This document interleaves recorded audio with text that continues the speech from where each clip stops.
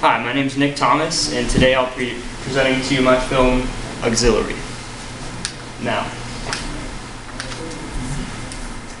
imagine, if you will, the last thing you see in life is a ceiling. A cold robot slowly puts an oxygen mask over your face. You feel the rush of cold oxygen dancing across your lips, the warm anesthetic pulsing through your veins. And then you wake up. Just like any other surgery, the surgeon's there waiting, you thank him for what he's done. Your family's in the waiting room, only this time your mom's not dead and your dad's not sick. Your wife hasn't left you and all your kids are healthy. Because this world is perfect. The only problem is, this world isn't real. See, in the year 3030, which is the year that Auxiliary is set in, most people choose this life.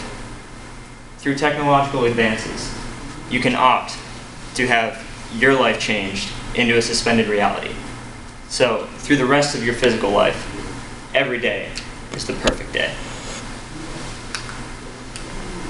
Now, in this movie, it follows the life of Clyde, who I have portrayed by Matthew McConaughey.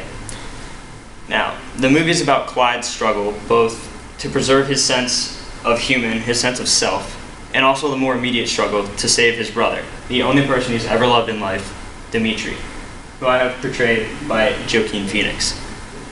Now, as I said, this is about Clyde's struggle to save his brother, because Clyde has been the last person left on Earth who is not in a state of unconsciousness.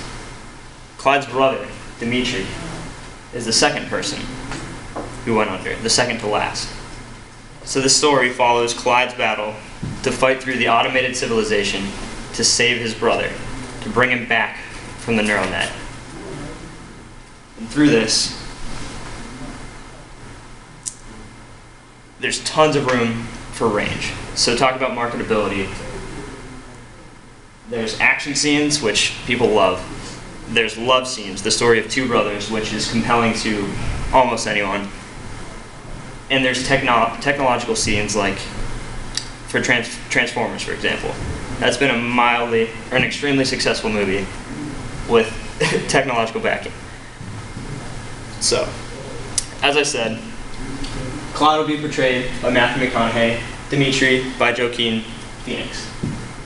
I chose Joaquin Phoenix to play Dimitri because through this movie, Clyde realizes that his brother Dimitri has become a hollow shell of the person he used to be. Now, Joaquin Phoenix has the capacity to play both a versatile character in the flashbacks of the life that Clyde and Dimitri shared before the world turned this way, and also, excuse me, and also he has the ability to play a person who has lost their sense of human. I chose Matthew McConaughey to play Clyde, largely because of his role in the recent Lincoln car commercials. I don't know if you've seen them. They've been pretty well known lately.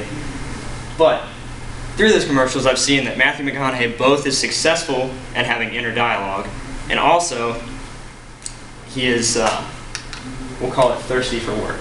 So for you, that means a discount. That means you can nail your lead actor for very cheap. Now, as I said, this movie is a story of our technological addiction. The climax comes when Clyde saves his brother from being in this neural network.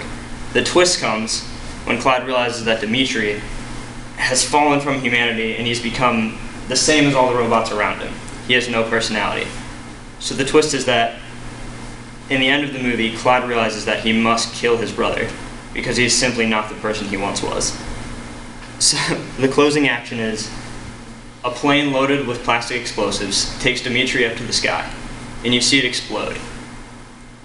And as this is happening, Clyde's back is turned to the camera, and he slowly walks away into the darkness. Now, back to technology. How many of you have been on a date, or out in public, or just hanging out at your beach condo, and the person you're with is constantly looking at their phone?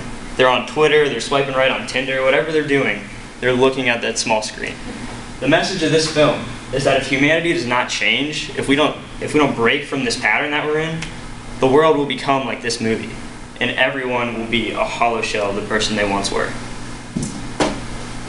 Now, I'm just a simple country boy from Ohio, but I can count to 3. And the way I see it is, it's as easy as 1, 2, 3, which 123 is also the number in hundreds of millions that The Hunger Games has grossed this past weekend when it came out in one day. Now, 1, this movie contains large amounts of action.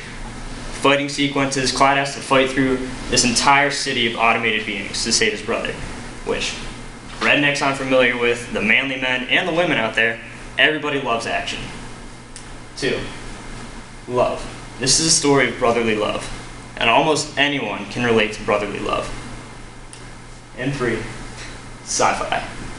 This movie is very technologically based, and everyone loves a good sci-fi sequence. It's a good way to escape reality, and also a reminder of the world that we're being caught up in. So, in summation, if you want to make big bucks, it's as easy as 1, 2, 3. Thank you for your time.